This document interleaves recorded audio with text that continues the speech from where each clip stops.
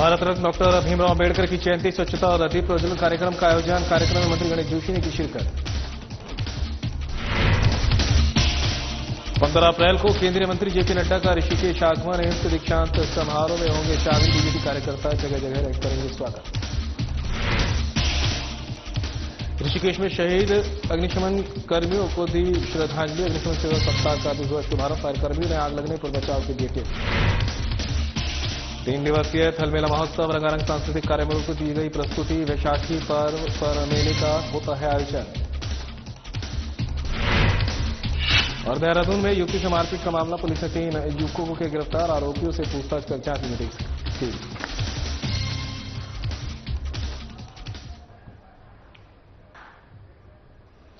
नमस्कार, देवभूमि उत्तराखंड की खबरें लेकर मैं हूं आपके साथ संदीप निरंजन सरकार। और अब खबरों का रुख कर लेते हैं। सीएम पुष्कर सिंह धामी पहुंचे हैं हरिद्वार दौरे पर हैं CM Pushkar Singh Dhami. Road show से कार्यक्रम स्थल बीएचईएल मैदान पहुंचे मुख्य सेवक। अंबेडकर जयंती पर जनता ने मुख्य सेवक का यूसीसी लागू करने पर जताया आभार। रोड शो में उमड़ा जनसैलाब। सीएम धामी का किया भव्य स्वागत। धामी ने हाथ हिलाकर जनता का अभिवादन किया स्वीकार। डाकड़ धामी जिंदाबाद के नारों से गूंजी धर्म नगरी। डॉक्टर भीमराव अंबेडकर के स्वप्न को साकार कर रहे सीएम धामी। सभी के लिए समान अधिकार लागू करने के पक्ष में थे बाबा साहब, कहना सीएम धामी का। संविधान में कही गई है समतामूलक समाज की स्थापना की बात। डॉक्टर अंबेडकर के सपनों के अनुरूप उत्तराखंड में लागू किया यूसीसी।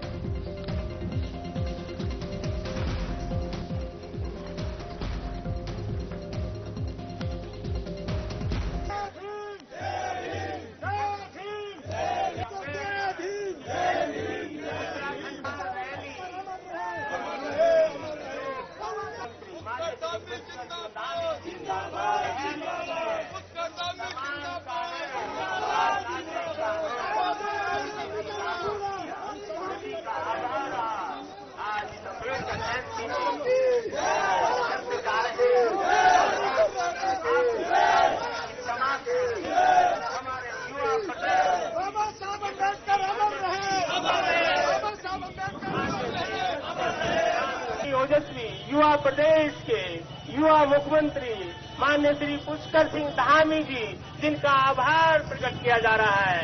ये जनपद हरिद्वार में एक ऐतिहासिक दिन, एक ऐतिहासिक रैली, एक ऐतिहासिक दिन, ऐतिहासिक आभार हमारे युवा प्रदेश के सामाजिक संगठनों के संगठन उत्तराखंड के अंदर पुष्कर सिंह धामी जी ने यूसीसी लागू करके सदा नागरिक संहिता जो बाबा साहब अम्बेडकर का सपना था, इसीलिए मैं कहता हूं बाबा तेरा मिशन अधूरा पूरा नहीं कर रहे। बाबा तेरा मिशन अधूरा पूरा नहीं कर रहे। मोदी जी ने बाबा साहब अम्बेडकर का सपना साकार कर दिया इस प्रदेश के अंदर। मुख्यमंत्री धामी रोड शो से पहुंचे कार्यक्रम स्थल बीएचईएल मैदान रानीपुर, जहां डॉक्टर भीमराव अंबेडकर जयंती के अवसर पर आयोजित कार्यक्रम में डॉक्टर भीमराव अंबेडकर महामंच ने समान नागरिक संहिता लागू करने पर मुख्य सेवक का आभार जताया। आइए अब आपको सीधे लिए चलते हैं बीएचईएल, जहां पर सीएम पुष्कर सिंह धामी संबोधित कर रहे हैं। तो वहीं भारत रत्न डॉक्टर भीमराव अंबेडकर की जयंती की पूर्व संध्या पर देहरादून के गढ़ी कैंट क्षेत्र में शहीद दुर्गा मल्ल मंडल और भारतीय जनता पार्टी ने स्वच्छता और दीप प्रज्वलन कार्यक्रम का आयोजन किया। कार्यक्रम में कैबिनेट मंत्री गणेश जोशी ने प्रतिभाग किया। कैबिनेट मंत्री गणेश जोशी ने बाबा साहब की प्रतिमा पर माल्यार्पण कर उन्हें श्रद्धांजलि अर्पित की। इस दौरान उन्होंने कहा कि बाबा साहब ने समाज के हर वर्ग को समान अधिकार दिलाने के लिए जीवन भर संघर्ष किया है। उन्होंने सामाजिक भेदभाव को खत्म कर समानता स्थापित करने के लिए संविधान का माध्यम चुना। उन्होंने कहा कि डॉक्टर अंबेडकर ने अपने सिद्धांतों से कभी समझौता नहीं किया और महिला सशक्तिकरण में उनका योगदान अविस्मरणीय है। गणेश जोशी ने प्रधानमंत्री नरेंद्र मोदी का भी आभार व्यक्त करते हुए कहा कि बाबा साहब को जो सम्मान आज मिला है वो मोदी सरकार के प्रयासों का परिणाम है। उन्होंने उपस्थित जनसमूह से अपील की कि वे डॉक्टर अंबेडकर के पदचिन्हों पर चले और उनके आदर्शों को अपने जीवन में अपनाएं। भारतीय जनता पार्टी ने हमेशा संविधान के तहत काम किया है। कल भारत के संविधान के निर्माता डॉक्टर भीमराव अंबेडकर जी की जयंती है। और भारतीय जनता पार्टी बड़े धूमधाम से इसे पूरे देश में मना रही है। आज पूरे देश के अंदर जहां जहां भी उनके स्टैच्यू मूर्तियां हैं, उनकी सफाई व विप्रलित करने का कार्यक्रम पार्टी ने रखा है। कल उनको सजाने और माल्यार्पण अनुष्ठान का भारतीय जनता पार्टी कर रही है। पर कांग्रेस में भारतीय जनता पार्टी में ये अंतर है, जिस बाबा साहब का नाम लेकर कांग्रेस ने 60 साल राज्य किया, उसने बाबा साहब के सम्मान की जनता की तो देश के प्रधानमंत्री मोदी जी ने की।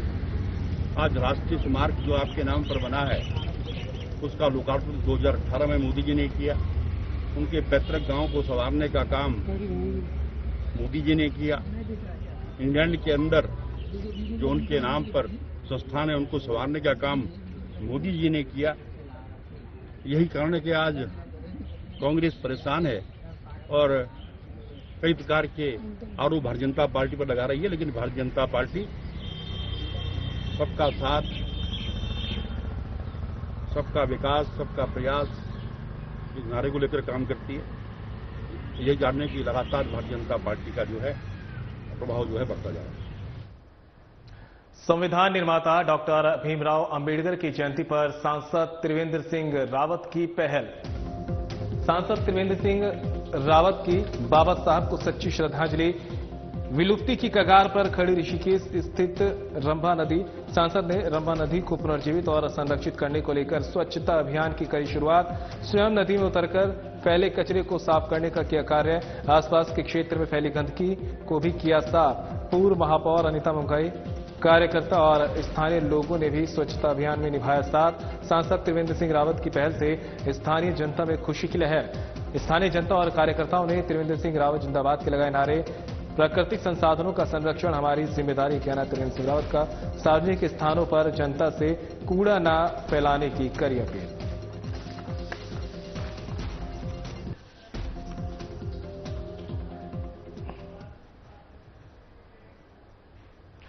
मुख्यमंत्री धामी रोड शो से पहुंचे कार्यक्रम स्थल बीएचईएल मैदान रानीपुर, जहां डॉक्टर भीमराव अंबेडकर जयंती के अवसर पर आयोजित कार्यक्रम में डॉक्टर भीमराव अंबेडकर महामंच ने समान नागरिक संहिता लागू करने पर मुख्य सेवक का आभार जताया। आइए अब आपको सीधे लिए चलते हैं बीएचईएल मैदान रानीपुर, जहां सीएम धामी आभार कार्यक्रम में उपस्थित जनसमूह को संबोधित कर रहे हैं। भारत के संविधान निर्माता समाज को समानता, समरसता और न्याय का मार्ग दिखाने वाले परम पूजनीय भारत रत्न बाबा साहब डॉक्टर भीमराव अंबेडकर जी की 135वीं जयंती पर उनको कोटि कोटि नमन करता हूं। ये मेरा सौभाग्य है कि आज कुंभ नगरी हरिद्वार में बाबा साहब की जन्म जयंती के अवसर पर आयोजित इस विशेष कार्यक्रम में आप सभी के बीच उपस्थित होने का शुभ अवसर प्राप्त हुआ है। मैं इस कार्यक्रम के आयोजन के लिए डॉक्टर भीमराव अंबेडकर महामंच सहित सभी संस्थाओं और आयोजकों का धन्यवाद करना चाहता हूं। भाइयों बहनों, आज इतनी भीषण गर्मी है और मैं देख रहा हूं कि आप सब आज प्रातःकाल से अपने अपने घरों से आज जन्म जयंती के अवसर पर यहां पर कार्यक्रम में भाग लेने के लिए दूर दूर से आए हुए हैं और जितनी संख्या यहां पंडाल के अंदर है उससे कहीं अधिक संख्या इसके आसपास है। अभी पूज्य महाराज जी कह रहे थे कि ये केवल एक संख्या का कार्यक्रम नहीं है, ये तो एक जन समुद्र आज यहां पर दिखाई दे रहा है। आज जन समुद्र के रूप में बाबा साहब की जयंती में सम्मिलित होने के लिए आज हरिद्वार और आसपास के क्षेत्रों से कोनों कोनों से आज तक पधारे हैं और ये इतनी बड़ी संख्या इस बात का प्रमाण है कि बाबा साहब अंबेडकर आज भी हमारी सामूहिक चेतना का अभिन्न हिस्सा है। मेरा मानना है बाबा साहब का संपूर्ण जीवन ही उनका संदेश है। वे ऐसे ही दृष्टा थे जिन्होंने गुलाम भारत में जन्म लेकर अपने ज्ञान और संकल्प के द्वारा न केवल स्वयं के जीवन को बदला बल्कि करोड़ों करोड़ शोषितों, वंचितों और पीड़ितों को भी न्याय की राह दिखाई। समाज के वंचित वर्ग को मुख्य धारा में लाने के लिए उनके द्वारा किया गया संघर्ष हम सब लोगों के लिए एक प्रेरणा है, एक मिसाल है कि उन्होंने अपने संपूर्ण जीवन भर कितना बड़ा संघर्ष किया। भारतीय संविधान के निर्माण में डॉक्टर बाबा साहब का जो योगदान है, उसके लिए प्रत्येक देशवासी उनका सदैव ऋणी रहेगा। उन्होंने संविधान की प्रस्तावना में ये सुनिश्चित कर दिया कि न्याय, स्वतंत्रता, समानता और बंधुत्व हमारे गणराज्य के मूल स्तंभ होंगे। बाबा साहब ने ऐसे भारत की परिकल्पना की जिसमें सभी को समान अधिकार मिले, समान अवसर मिले, समान गौरव प्राप्त हो। भाइयों बहनों, आज प्रधानमंत्री श्री नरेंद्र मोदी जी के मार्गदर्शन में हमारी सरकार ने देवभूमि उत्तराखंड में देश की आजादी के बाद पहला राज्य होने का गौरव प्राप्त किया और बाबा साहब के सपनों के भारत के निर्माण की दिशा में ऐतिहासिक कदम उठाकर बाबा साहब को सच्ची श्रद्धांजलि अर्पित की है। बाबा साहब ने समान नागरिक संहिता को संविधान के अनुच्छेद 44 के अंतर्गत राज्य के नीति निर्देशक सिद्धांतों में सम्मिलित किया था। वे भली भांति जानते थे कि भारत और भारतीय समाज के लिए समान नागरिक संहिता बहुत आवश्यक है। उन्होंने समान नागरिक संहिता को कानूनी आवश्यकता के साथ साथ एक सामाजिक और नैतिक आवश्यकता भी माना। उनका मत था कि सभी नागरिकों के लिए एक समान कानून होना चाहिए, चाहे वो किसी धर्म का हो, किसी जाति का हो, किसी पंथ का हो, किसी समुदाय का हो। वे कहा करते थे, जब तक सभी नागरिकों के लिए एक समान कानून नहीं होंगे तब तक समाज में असमानता और विभाजन बना रहेगा। हमने भी ये अनुभव किया कि समाज में कुछ समुदाय के लिए अलग अलग व्यक्तिगत कानूनों के कारण भेदभाव, असमानता और अन्याय की स्थिति बनी हुई है। 15 अप्रैल को एम्स का दीक्षांत समारोह हो रहा है, जिसमें मुख्य अतिथि बीजेपी के राष्ट्रीय अध्यक्ष और केंद्रीय स्वास्थ्य मंत्री जेपी नड्डा पहुंचेंगे। जेपी नड्डा के ऋषिकेश आगमन की सूचना से बीजेपी कार्यकर्ताओं में उत्साह देखा जा रहा है। कार्यकर्ताओं ने राष्ट्रीय अध्यक्ष का गर्मजोशी के साथ स्वागत करने का प्लान तैयार किया है। जौली ग्रांट एयरपोर्ट, नेपाली फार्म और एम्स में बीजेपी कार्यकर्ता अलग अलग तरीके से जेपी नड्डा का स्वागत करेंगे। इसके बाद जेपी नड्डा एम्स के दीक्षांत समारोह में शामिल होकर मेडिकल के 434 विद्यार्थियों को उपाधि देंगे। स्वागत तैयारी को लेकर बीजेपी के प्रदेश महामंत्री आदित्य कोठारी ने ऋषिकेश बीजेपी कार्यालय में प्रेस कॉन्फ्रेंस की। उन्होंने बताया कि राष्ट्रीय अध्यक्ष के स्वागत की तैयारी में किसी भी प्रकार की कोई कमी न रहे, इस पर फोकस किया गया है। फिलहाल सभी कार्यकर्ताओं में राष्ट्रीय अध्यक्ष के आगमन को लेकर काफी उत्साह है। राष्ट्रीय अध्यक्ष जेपी नड्डा कार्यक्रम में शामिल होने से पहले और बाद में कार्यकर्ताओं से संक्षिप्त में बातचीत भी करेंगे। प्रेस कॉन्फ्रेंस के दौरान जिला उपाध्यक्ष बीजेपी प्रतीक कालिया शर्मा ने राष्ट्रीय अध्यक्ष के स्वागत के लिए ज्यादा से ज्यादा संख्या में भाजपाइयों को पहुंचने के लिए कहा है।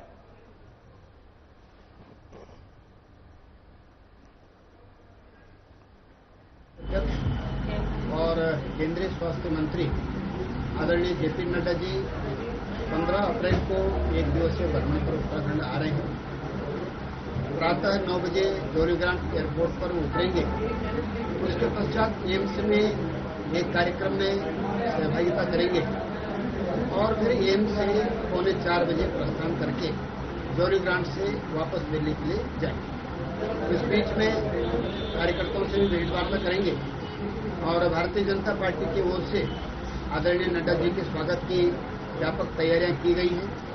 जौली ग्रांट एयरपोर्ट पर भी बहुत बड़ी संख्या में कार्यकर्ताओं का स्वागत करेंगे। उसके बाद नेपाली फार्म में भी कार्यकर्ताओं का बहुत बड़ा हुजूम उनका स्वागत करेगा और एम्स में भी हजारों की संख्या में कार्यकर्ता उनके स्वागत के लिए रहेंगे। तो कार्यकर्ताओं के द्वारा स्वागत किया जाएगा और कुछ प्रमुख कार्यकर्ताओं के साथ में नड्डा जी मेल मुलाकात भी करेंगे, बातचीत भी करेंगे। 14 अप्रैल 1944 को मुंबई बंदरगाह पर हुए भीषण अग्निकांड में शहीद 86 अग्निशमन कर्मियों को आज ऋषिकेश फायर कर्मियों ने श्रद्धांजलि दी। 2 मिनट का मौन रख शहीदों को पुष्प अर्पित करते हुए उनकी आत्मा की शांति की प्रार्थना की। इसी के साथ आज से शुरू हो रहे अग्निशमन सेवा सप्ताह का भी शुभारंभ किया गया। फायर कर्मियों ने जन जागरूकता के लिए शहर में रैली निकाली। रैली का शुभारंभ प्रभारी अग्निशमन अधिकारी सुनील रावत ने हरी झंडी दिखाकर किया। रैली शहर के मुख्य मार्गों से होते हुए वापस अपने कार्यालय पहुंचकर समाप्त हुई। रैली के दौरान अग्निशमन कर्मियों ने लोगों को आग लगने पर बचाव के टिप्स दिए। प्रभारी अग्निशमन अधिकारी सुनील रावत ने बताया कि अग्निशमन सेवा सप्ताह 20 अप्रैल तक मनाया जाएगा। इस दौरान विभिन्न व्यावसायिक संस्थानों, स्कूलों, औद्योगिक इकाइयों, बैंकों और सरकारी कार्यालयों में जागरूकता कार्यक्रम आयोजित किए जाएंगे। बता दें कि फायर कर्मियों ने लोगों से कोई भी ज्वलनशील चीज सुलगती हुई झाड़ियों में, कचरे में और सड़कों पर नहीं फेंकने की अपील की है।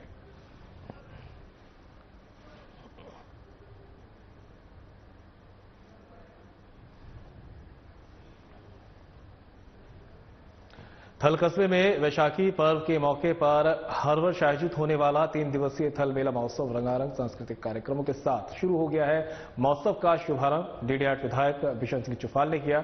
इससे पूर्व विभिन्न स्कूलों के द्वारा बाजार में झांकी भी निकाली गई। 3 दिनों तक चलने वाले महोत्सव में प्रदेश के प्रसिद्ध लोक कलाकारों के द्वारा प्रस्तुति दी जाएगी। महोत्सव में देर शाम 6 बजे तक कार्यक्रम आयोजित होते रहे। विधायक बिशन सिंह चुफाल ने कहा कि थल मेला महोत्सव उत्तराखंड की पौराणिक पहचान है।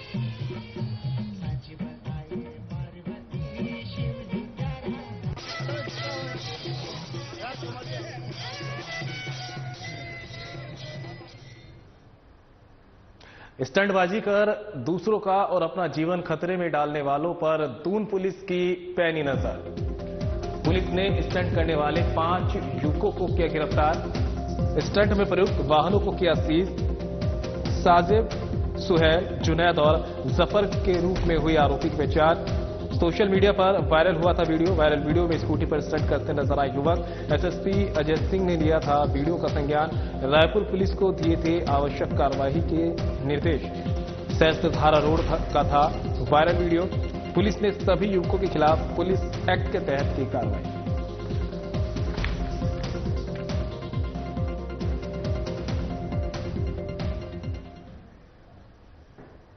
युवती के साथ मारपीट करने वाले 3 युवकों को पुलिस ने गिरफ्तार किया है। युवकों की पहचान प्रमोद सिंह, आकाश सिंह और गौरव रावत के रूप में हुई है। तीनों आरोपी पौड़ी के निवासी है।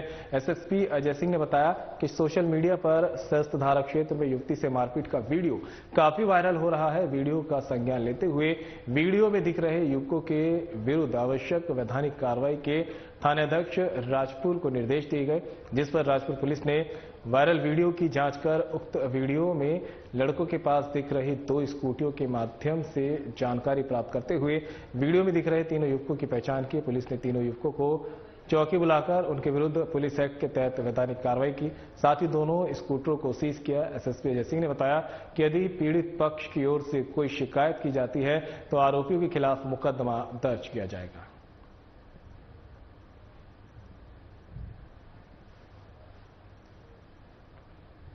विकासनगर से परचून का सामान लेकर पुरोला जा रहा एक लोडर वाहन डामटा क्षेत्र में अनियंत्रित होकर यमुना नदी में गिर गया। घटना में लोडर वाहन के परकच्चे उड़ गए और वाहन सवार ड्राइवर सहित 3 लोगों की घटनास्थल पर ही दर्दनाक मौत हो गई। एसडीआरएफ की टीम ने किसी तरह मृतकों के शव नदी से बाहर निकाले और पुलिस ने शवों को कब्जे में लेकर पोस्टमार्टम के लिए भेज दिया है। एसडीआरएफ के इंस्पेक्टर कविंद्र राणा ने बताया कि मृतकों की पहचान नौशाद, प्रवीण जैन और अजय शाह निवासी जीवनगढ़ विकासनगर के रूप में हुई है।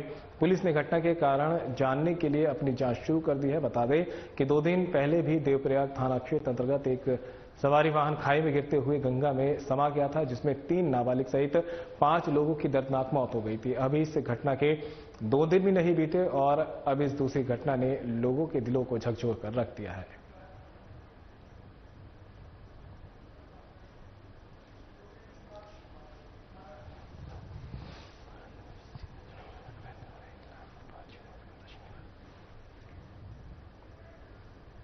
अवैध निर्माण के खिलाफ भाजयुमों के प्रदर्शन को लेकर वीसी बंशीधर तिवारी का चढ़ा पारा।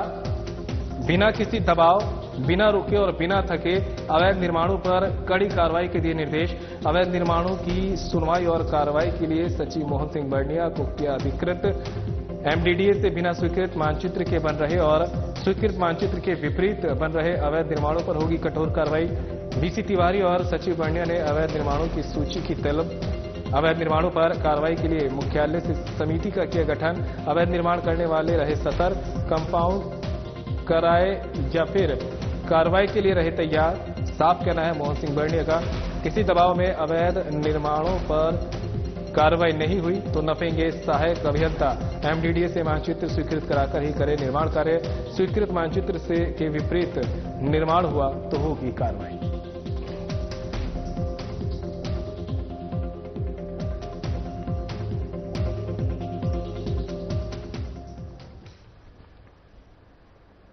खबर पर ज्यादा जानकारी के लिए उत्तराखंड से हमारे ब्यूरो चीफ कमल शर्मा हमारे साथ जुड़ गए हैं। कमल, हम लगातार देख रहे हैं कि अवैध निर्माण को लेकर विभाग लगातार सख्त रुख अपना रहा है और जब अब भाजयुमों ने जब यहां पर प्रदर्शन किया है तो एक बार फिर से वीसी जो है सख्त लहजे में साफ कहते नजर आए कि किसी भी तरह का अवैध निर्माण यहां पर बर्दाश्त नहीं किया जाएगा।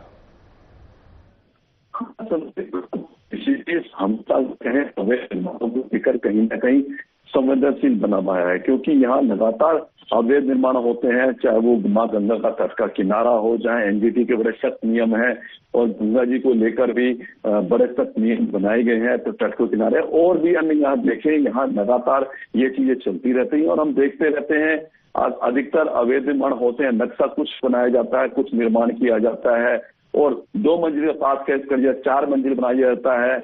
व्यवसायिक नक्शा नहीं, आवासीय नक्शा पास होता है तो व्यवसायिक ऋण बनाया जाता है। तो कहीं ना कहीं इन चीजों को लेकर लगातार यहाँ पर शिकायतें जाती रहती हैं और प्रयास भी यही रहता है एमडीडीए की लगातार कहीं ना कहीं कार्रवाई चलती रहे, लेकिन कहीं ना कहीं राजनीतिक दबाव भी आता है, सामाजिक दबाव भी आता है, जिसके कारण कहीं ना कहीं एमडीडीए भी दबाव में आ जाता है और कार्रवाइयां रुक जाती हैं। वही मामला अगर हम कहें तो यहाँ पर एम्स रोड का है, यहाँ पर 3 यहाँ पर परसों की घटना है। काम करते हुए वहां निर्माण कार्य चल रहा था और निर्माण करते ट्रॉली जो है वो नीचे आगे गिर गई, तो उससे एक पल वाला तो घायल हो गया, लेकिन वो स्वस्थ है। उसी को लेकर भारतीय जनता युवा मोर्चा के कार्यकर्ताओं ने, पदाधिकारियों ने यहाँ पर कल कहे तो धरना प्रदर्शन किया और उन्होंने स्पष्ट रूप से कहा कि अवैध निर्माण बिल्कुल भी अवैध निर्माणों के खिलाफ लगातार बंद जाते हैं और एमडीडीए द्वारा कोई कार्रवाई नहीं की जाती। इस प्रकार के कई आरोप उन्होंने लगाए हैं। इसी को देखते हुए जब ये मामला काफी निकल के आया तो बंशीधर तिवारी जो है वीसी हैं, उनका पारा एकदम हो गया। उन्होंने कहा नहीं, हम कार्रवाइयां करते हैं, लेकिन कई बार पार्टी के लोग, राजनीतिक दलों के लोग भी कहीं ना कहीं दबाव डाल देते हैं, जिससे कहीं ना कहीं इसमें रुकावट आती है। अब उन्होंने कहा कि इस प्रकार का कोई दबाव बर्दाश्त नहीं किया जाएगा और जब जितने भी अवैध निर्माण है उनके खिलाफ लगातार कार्रवाई की जाएगी। जो सहायक अभियंता है उनको डांट फटकार लगाई गई है और उन्होंने कहा कि किसी भी दबाव में न आकर जितने भी अवैध निर्माण है सूचियां तैयार करो, दी जाए हमें, और जितने भी अवैध निर्माण है उनके खिलाफ कड़ी से कड़ी कार्रवाई होनी चाहिए। इसमें किसी प्रकार की कोई रुकावट ना है। इसके लिए जो सचिव हैं यहाँ पर मोहन सिंह बर्णिया, उनको जिम्मेदारी सौंपी गई है कि आप वहां कार्रवाई सुने और उनके खिलाफ अवैध निर्माणों के खिलाफ कार्रवाई करने का अधिकृत भी किया गया है। तो कुल मिला के कहीं अलर्ट मोड पे आप यही देखना है कि कितनी कार्रवाइयां एमडीडीए करता है या चीजें ऐसी रह जाती है। इसके लिए एक समिति का गठन भी किया, जरूरत पड़ेगी तो देहरादून से भी टीमें भेजी जाएंगी और अवैध निर्माणों के खिलाफ एक अभियान के रूप में चलाया जाएगा और किसी भी सूरत में तो अवैध निर्माणकरण को बख्शा नहीं जाएगा। या तो वो अपना नक्शे के अनुसार कार्य करे, कंपाउंड डाले, नहीं तो उनको गंभीर परिणाम भुगतने होंगे और कहीं ना कहीं जो उन्होंने गलत कार्य किए हैं उसके खिलाफ स्क्रीनिंग और बड़ी कार्रवाइयां भी करनी होगी। जिस तरह से पॉलिटिकल दबाव या पॉलिटिकल इन्वॉल्वमेंट देखने को मिलता है, जिसके चलते अवैध निर्माणकर्ताओं को बल भी मिलता है, क्या नहीं लगता कि प्रशासनिक स्तर या फिर प्राधिकरण स्तर से हटकर भी अब शासन के स्तर पर भी इसमें कहीं ना कहीं हस्तक्षेप की जरूरत है ताकि मजबूती दिखे और ये जो अवैध निर्माण करने वाले हैं उनको सबक सिखाया जा सके? बिल्कुल बिल्कुल, मैंने कहा ना, अब अभी पिछले कुछ दिनों पहले लगभग 1 महीना पूरा होगा, माननीय मुख्यमंत्री जी के पास जो आवास विभाग में ये चीजें आती हैं, जिसमें प्राधिकरण है वो आवास विभाग जो है उसमें आता है, उनके पास यहाँ पर आ गया, क्योंकि जो पहले मंत्री जी थे उनका इस्तीफा हो चुका है और अब जो डिपार्टमेंट है वो माननीय मुख्यमंत्री पास है और मुख्यमंत्री जी के राज्य में कहीं भी ऐसी चीजें नहीं होती हैं और मैंने कहा ना, मामला काफी गंभीर बनता जा रहा है। अब जब कल इस प्रकार की बातें निकल के भी आई हैं तो मुझे लगता है अब कहीं ढील कार्रवाई नहीं होगी। और हम तो सब कहते हैं एमबीडी को, हमारा यही उद्देश्य रहता है कि ऐसे लोगों के खिलाफ कार्रवाई, जो लगातार हम इस चीज को चलाते रहते हैं। और हमारा यही कहना है कि हम तो सब पूछते हैं कि कार्रवाई को किसका आपके प्रेशर है। और हमने अब अधिकारी को हमने उनसे बात भी करी है, हमने उनको कहा है कि अब कार्रवाइयां नहीं रुकनी चाहिए। और किसी का दबाव आता है, आप ये खुल के बताइए कि वो कौन सा ऐसा नाम है जो आपको दबाव डाल रहा है कि अवैध निर्माणों पर कार्रवाई नहीं करनी। तो ये सारी चीजें निकल के आएंगी। अब यही देखना है कि कितनी कार्रवाइयां होती हैं, जिस हिसाब से एमबीडी के अधिकारी कह रहे हैं कि अब किसी दबाव में ना रहकर अवैध निर्माण का युद्ध स्तर पर शुरुआत की जाएगी। कमल, तमाम जानकारी के लिए आपका बहुत बहुत शुक्रिया। और फिलहाल इस बुलेटिन में मेरे साथ इतना ही, दीजिए इजाजत, नमस्कार।